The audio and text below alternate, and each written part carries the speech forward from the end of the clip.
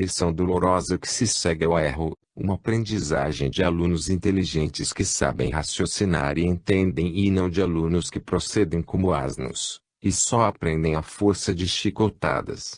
O fato é que devemos aprender. Desta determinação não se escapa. As evasões não servem então, se não aprendemos de um modo, aprenderemos de outro. O que se torna tanto mais inaceitável quanto mais o homem evolui e compreende. O exame de consciência torna-se o passo inicial e decisivo para aplicar o sistema positivo da retidão, segundo a lei, e assim receber desta um tratamento favorável. A inconveniência do sistema oposto salta aos olhos tão logo se consegue compreender. De fato, dado que a lei não permite que a justiça seja violada, quem quer evadir-se termina por dever fazer tudo aquilo que o aguarda, não espontaneamente, mas à força de golpes dolorosos. Com o sistema da honestidade, faz-se o devido trabalho somente uma vez. Com o sistema do engano tem-se primeiro a fadiga de construir o falso, para assistir depois o seu desmoronamento porque ele não se sustém, e ao fim tem-se de refazer tudo de novo. No sentido oposto é a força. O exame de consciência serve para adquirir conhecimento dos erros e das futuras consequências. Então alguém se pergunta, mas que estou fazendo? Assim se examina ato por ato, verificando-se se ele corresponde à retidão. O exame nos põe na presença da lei para ver se nos colocamos em cima de um trilho que leva ao bem ou em cima de outros que levam ao mal. No passado, vivia-se na ilusão de que, à força de astúcia, depois de cometido o erro, podia-se evadir das lições da dor. Acreditava-se que fosse possível escapar sem pagar. Isso, sem dúvida, era muito cômodo. Mas quando se conhece a lei, vê-se que tal injustiça só é possível no cérebro de quem não compreende. Não é que não se saiba fazer aquele jogo, mas procura-se evitá-lo porque se vê que não convém.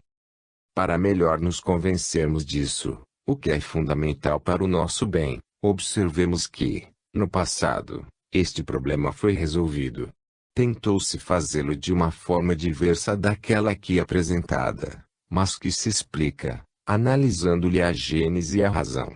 Aquela época o homem estava preso a seus instintos e o que mais o premia era satisfazê-los. Ele não levava em conta as consequências, porque ignorava a técnica usada pela lei, ao ensinar. Continuava assim impassível a errar e a pagar. E o jogo, para muitos, ainda continua. É certo que o homem tentava resolver o problema, mas em sua imaturidade não conseguia.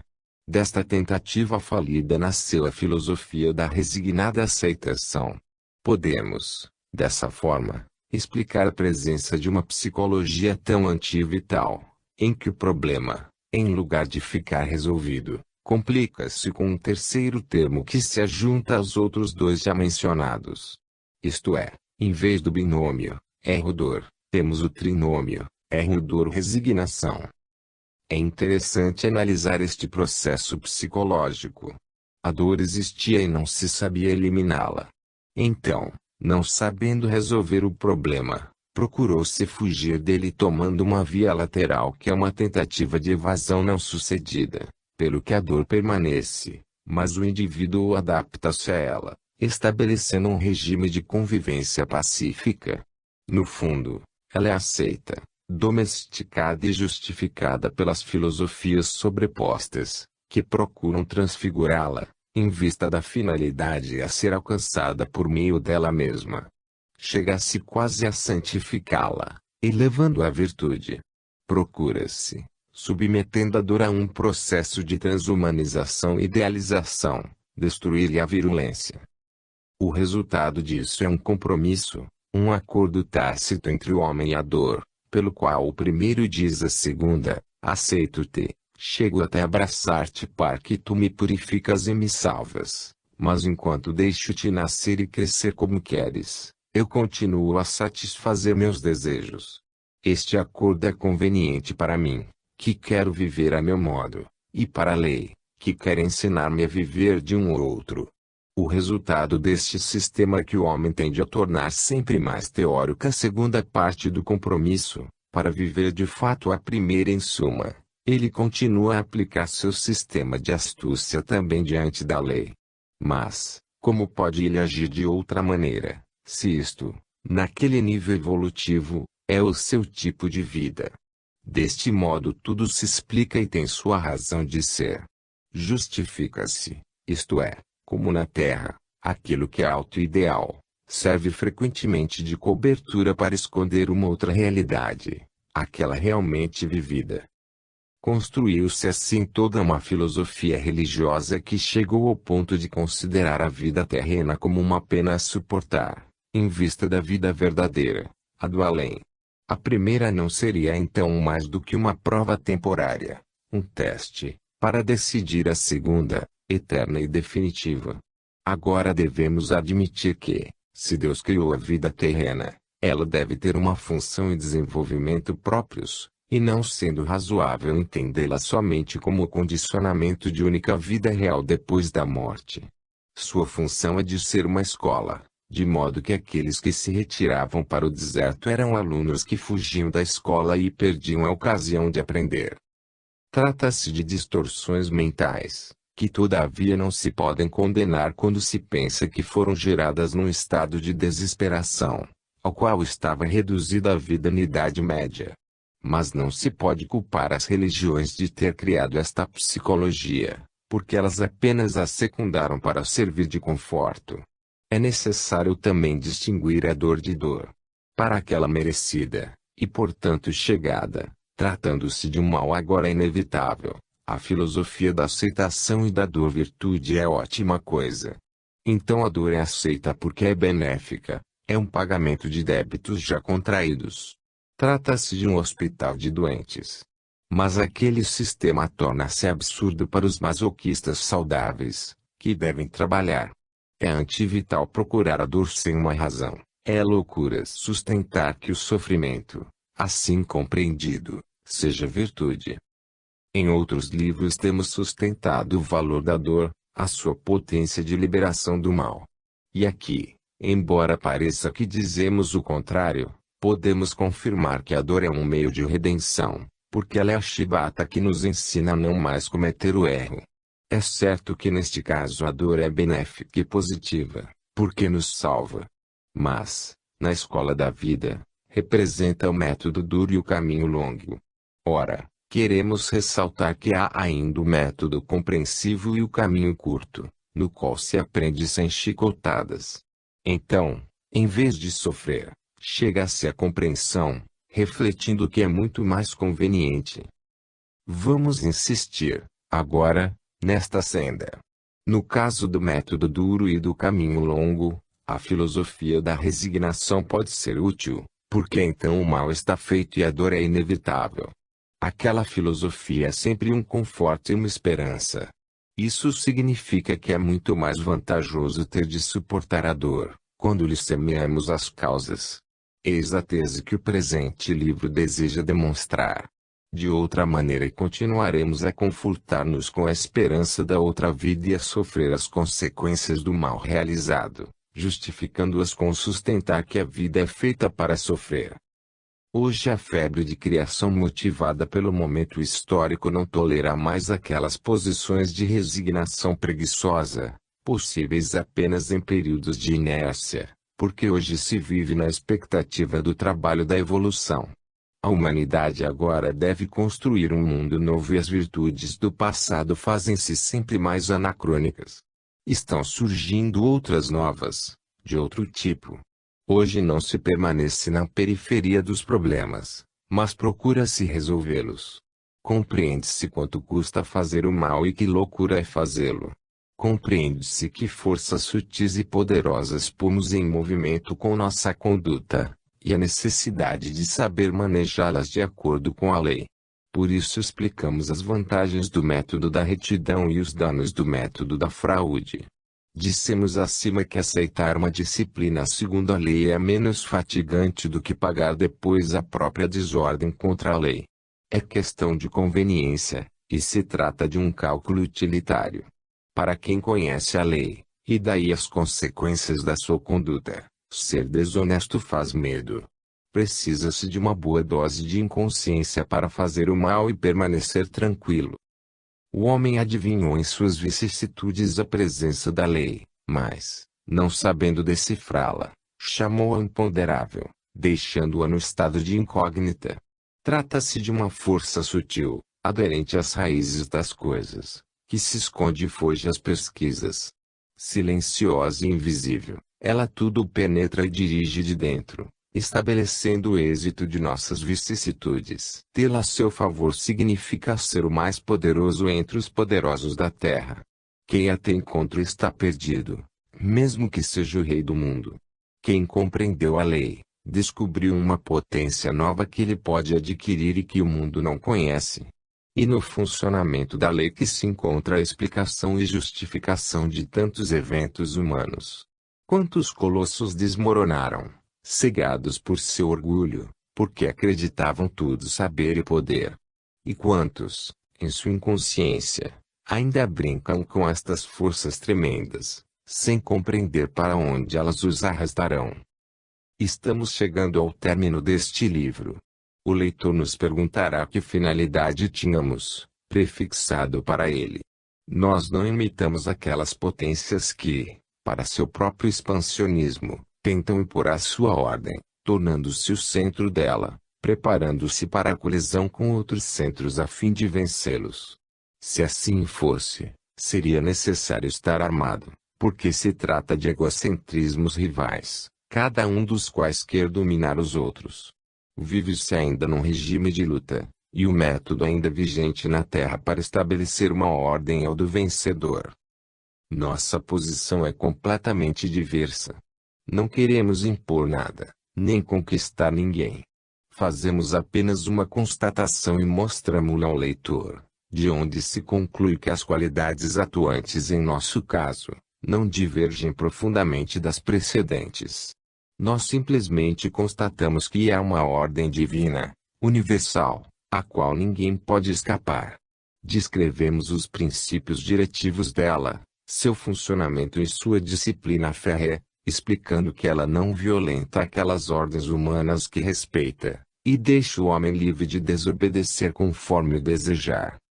Afirmamos, porém, que os fatos nos autorizam a crer que hoje estamos próximos a um momento crítico de saturação que nos obrigará a uma opção: ou o homem chega a compreender esta ordem e consegue enquadrar-se nela, ou, de outra maneira, ele, com suas próprias mãos, se mata. Somente isto é o que vemos escrito na lógica dos fatos. Conclusão. O problema com que nos defrontamos neste livro é o de provar a importância de saber dirigir-se dentro do funcionamento da lei, sem andar a cada passo a bater a cabeça contra ela, prolongando o sofrimento. Não há razão para que o problema da dor, quando se detectam as causas e se compreende a técnica das suas origens, seja insolúvel. Agora sabemos que há uma ordem que se chama lei que, quando a violamos, com isso geramos a dor. Então não violemos aquela ordem e esta dor não nascerá. A civilização e a ciência vão eliminando, cada vez mais, as causas próximas, mas não penetram até as causas profundas que restam. Vemos de fato que o homem, com seus loucos métodos de vida, é ativíssimo em determiná-las. Ora, tudo isso está claro e qualquer um poderá utilizar este conhecimento. O problema que aqui nos propomos é um outro: encontrar o homem psicologicamente maduro para saber autodirigir-se como aqui explicamos. Este livro seria uma vã dissertação filosófica se não fosse feito para ser vivido. Mas viver essa nova proposta pressupõe uma consciência e um senso de responsabilidade não comum à massa. Assim foi no passado. Porém já vislumbramos hoje um fato novo, que cada dia se faz mais evidente. Tudo está transformando-se rapidamente por um progresso sem precedentes em todos os campos. O atual momento histórico representa um salto à frente ao longo da linha da evolução, transformando-se a nossa vida, que é elevada a um nível biológico mais avançado. Com isso o homem está rapidamente amadurecendo para chegar a compreender, preparando-se para assumir uma nova forma mental, e com ela conceber e agir diferentemente. Estamos convictos de que em 1971, estaremos entrando num período febril tridecenial que o desembocará no terceiro milênio, tendo amadurecido e fazendo entrar nele um homem diferente. Certamente existirá ainda uma parte atrasada que não pode compreender, mas torna-se cada vez maior a parte que o pode. E está formada sobretudo pela nova geração a que nos dirigimos. Pelo modo como ela enfrenta os novos problemas, já se vê que os quer resolver. Ela representa uma corrente da vida e nós nos inserimos nela. Neste momento é claro que o velho passado não satisfaz.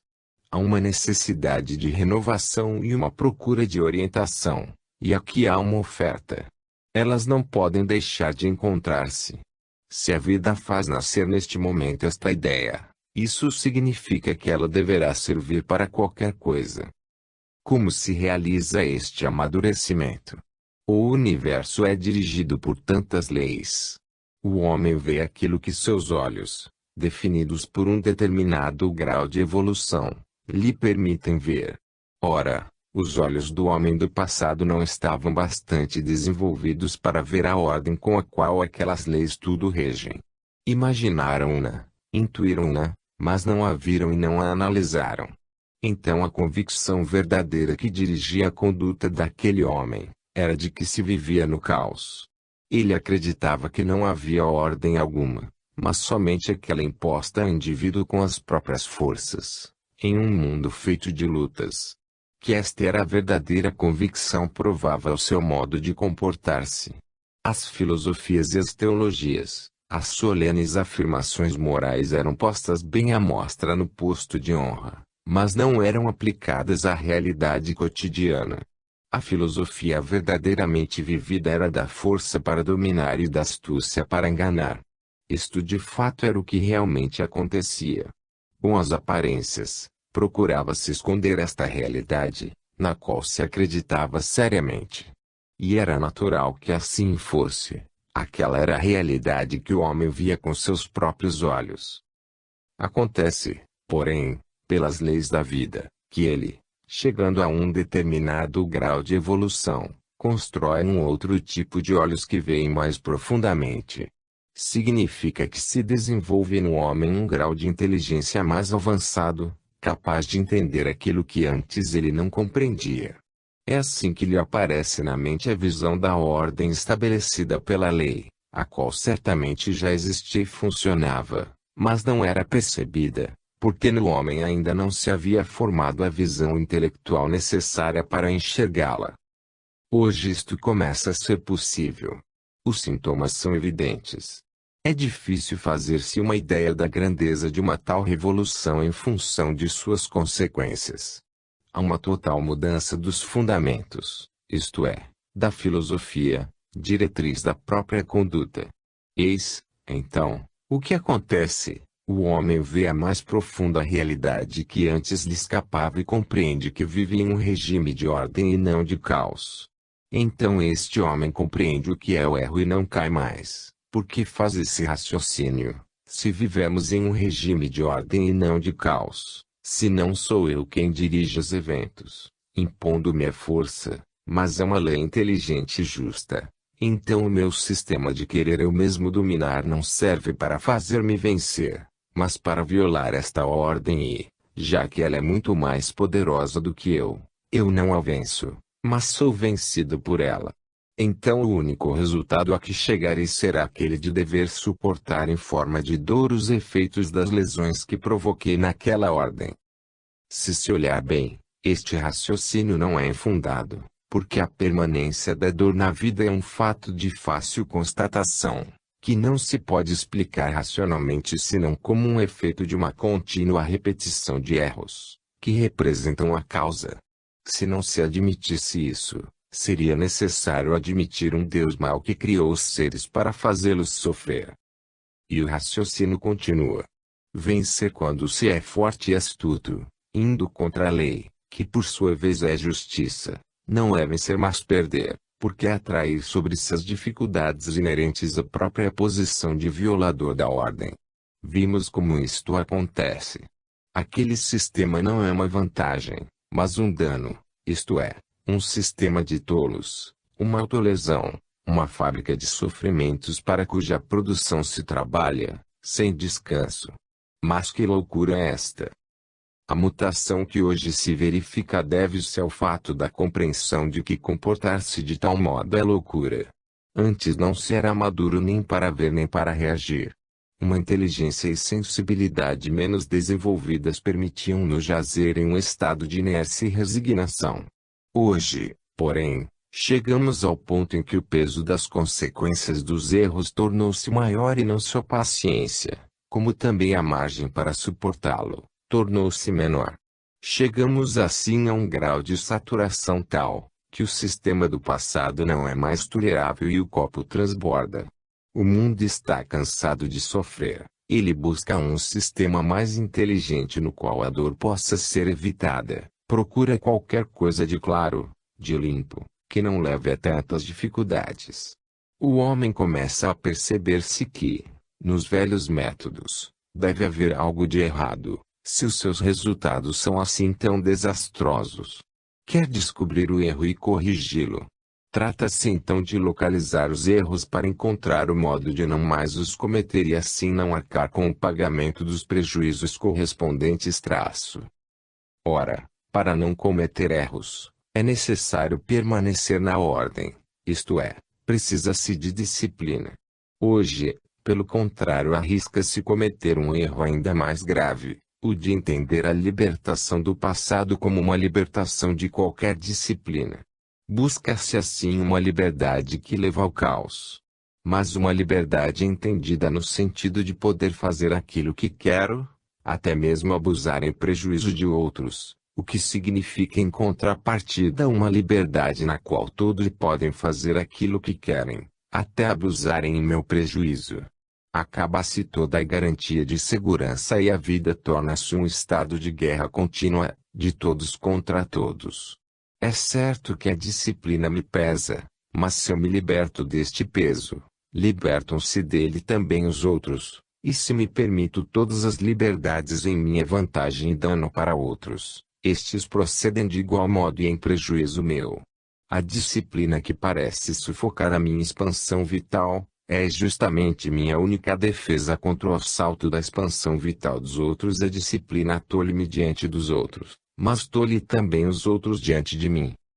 Na lei, o princípio de disciplina é tão rígido, que chega ao ponto de não poder perdoar a minha culpa em relação aos outros, porque, se o fizesse, ela, por justiça, deveria perdoar, também, a culpa dos outros em relação a mim. Isso formaria um regime de desordem sem segurança, no qual o abuso não é corrigido, e a vida tornar-se-ia a escola do mal impune. A lei nos mostra que a desordem é o maior mal possível. Conclui-se que, na compreensão deste fenômeno, está o ponto para o qual deve tender a pesquisa atual de liberdade, como se fosse o remédio do passado e o novo método a seguir. É certo, porém, que a evolução quer avançar em direção à liberdade, mas isso em outro sentido. Então liberdade deve significar a abolição da servidão à autoridade, imposta pelos interessados em sua vantagem sobre seus próprios dependentes, mas paralelamente deve significar também a formação de um senso de responsabilidade, pelo qual o homem se sujeita livremente a uma própria disciplina interior que lhe é imposta por si mesmo, fazendo-se, assim, o construtor e o senhor daquela ordem que antes devia acatar pela vontade de outros. Só assim se pode obter a liberdade hoje tão cobiçada sem cair no caos, o maior perigo que ameaça quem inconsideradamente hoje procura uma liberdade abuso, em vez de uma liberdade feita de disciplina e responsabilidade. Infelizmente, porém, ainda hoje domina o velho conceito pelo qual a liberdade é entendida como libertação de um estado de servidão, sem estar ainda consolidado o novo conceito de liberdade, com autodisciplina, segundo a lei. Isso se deve ao fato de que o primeiro modo de entender a vida é próprio do nível evolutivo inferior, no qual vigora o princípio da luta pela vida, e o homem ainda está em parte neste nível, enquanto o segundo modo é próprio do nível evolutivo mais alto, no qual vigora o princípio da ordem da lei, nível que só hoje o homem está prestes a atingir. Não se pode realmente chegar à liberdade senão quando o indivíduo consegue substituir a disciplina que lhe é imposta por um amo, por aquela que lhe é imposta por si mesmo. Quem não sabe fazer isto fatalmente cai no caos, o que o obriga a chamar um outro senhor que o domine e assim restabeleça a ordem. A liberdade em demasia leva à perda da mesma, consequência de uma lei fatal da vida. A humanidade já tende a constituir-se em um estado orgânico de cooperação. Em tal regime social, que cada vez mais se dirige para a coletivização das funções, o separatismo e a falta de disciplina tornam-se contraproducentes, devendo-se eliminá-los como um mal social. Hoje a evolução pressiona, forçando o homem a entrar neste novo regime de vida. Então a psicologia da luta à base de individualismo egoísta é substituída pela psicologia de disciplina do viver segundo a lei. Tal mutação atinge as raízes do problema biológico fundamental da sobrevivência. A coisa mais importante na realidade é resolver este problema e para atingir essa finalidade, é preciso possuir uma arma de defesa. Esta arma no passado, já dissemos que era a força ou astúcia. O homem tem medo de abandoná-las, sente-se inseguro em fazê-lo porque sabe que vive em um regime de luta. É também por isto que ele demora em adotar a técnica de retidão. Os dois termos do problema, as duas posições, estão frente a frente, ou assumir como base da própria potência a capacidade de impor-se para dominar no caos, ou basear-se, pelo contrário, na retidão, vivendo na ordem segundo a lei. O homem tarda em compreender que a segunda arma é mais potente e segura. Trata-se de uma técnica muito diferente da outra, para que possa ser compreendida e aplicada de súbito. Não mais força e astúcia, mas retidão. Muda-se tudo. A própria posição de segurança é encontrada, não no poder individual, mas na lei. Eis o fato novo. Parece incrível que a retidão possa ser uma força defensiva que assegure a sobrevivência. É assim que o homem justo se torna invulnerável aos ataques inimigos, porque não pode ser ferido se não o merece. Vive-se então uma vida baseada sobre outros princípios. Compreende-se quanto era errado o método do passado. Mas como poderia compreender isso quem estava naquele nível, e não tinha olhos para ver mais além? Arruinava-se, mas não via. Procedeu-se sempre assim e a dor permaneceu fiel companheira do homem, até que ele terminou por considerá-la um mal necessário e adaptou-se a ela, desenvolvendo a virtude da resignação, em vez de descobrir-lhe a causa para suprimi-la. Hoje o mundo acha-se carregado de dificuldades que são consequência daquilo que, com tais métodos, foi semeado no passado. A realidade é dura, por causa dos efeitos dolorosos, mas é fatal porque, quando semeamos as causas, a lei não admite escapatória. Então, se aqui falamos, é porque nos dirigimos à nova geração, para que, observando os fatos e compreendida a lição, não caia no mesmo erro. Os jovens encontram-se em fase de semeadura. Estão portanto em condições de evitar os precedentes que ocasionaram os efeitos que nós, os mais velhos, devemos suportar hoje como consequência do passado. A eles explicamos neste livro o problema, porque estão em condição de compreender. Trata-se de implantar a vida sobre um regime novo. Para o passado, o que foi feito, foi feito. Aqui se trata do futuro. Se os jovens souberem plantar uma boa árvore, a humanidade futura não se encontrará entre ervas daninhas como a atual. Porém, se eles cometerem novos erros, pagá-los-ão. A velha geração fez o seu trabalho a seu tempo, e a nova pertence à oportunidade da construção do mundo novo. À nova geração cabe dar o salto. Momento crítico de grande importância, mas perigoso. Até agora a disciplina tem sido imposta por uma autoridade e temos visto como procuramos desvencilhar-nos de ambos. Ver-se-á que a disciplina está nas coisas, férrea porque está na lei que lhe dirige os movimentos. Antigamente, para persuadir, bastavam as lendas. As afirmações não comprovadas eram aceitas por sugestão. Hoje o jogo psicológico do subconsciente ao qual se obedecia foi desmontado. Tudo é submetido a controle racional. Distingue-se o que se conhece do que desconhece, porque quando se sabe, sabe-se de verdade, e não se fica mais no mundo da fantasia. O amadurecimento é vertiginoso, o salto é arriscado. Trata-se de uma mudança evolutiva para uma civilização mais alta. Mas somos otimistas. O movimento é revolucionário, mas se a vida o lança, isso é porque ele é destinado à realização. Se ela propôs hoje e não antes este trabalho, isso quer dizer que ele lhe serve e que é possível executá-lo. A vida é uma série de provas feitas para serem superadas. Demonstra a evolução atingida. É certo que o homem deverá sofrer a sua fadiga, mas a vida colabora com ele, como em um trabalho de equipe, porque ela quer vencer em primeiro lugar, realizando seus planos por meio dele.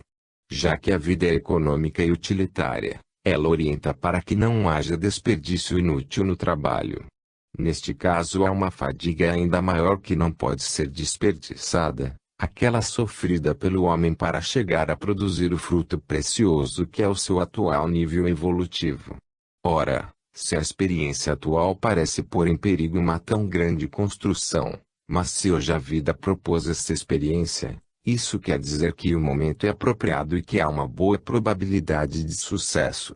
Tais movimentos não são, nem um acaso, nem uma improvisação, mas movimentos preparados há séculos através do amadurecimento de todos os elementos necessários, com um trabalho proporcional à importância do acontecimento. Com este livro aproximamo-nos de um mundo novo que nos espera. Olhando esse mundo, parece-nos avançar sobre um continente inexplorado, descobrindo vales, rios e montes. Estamos ainda na costa.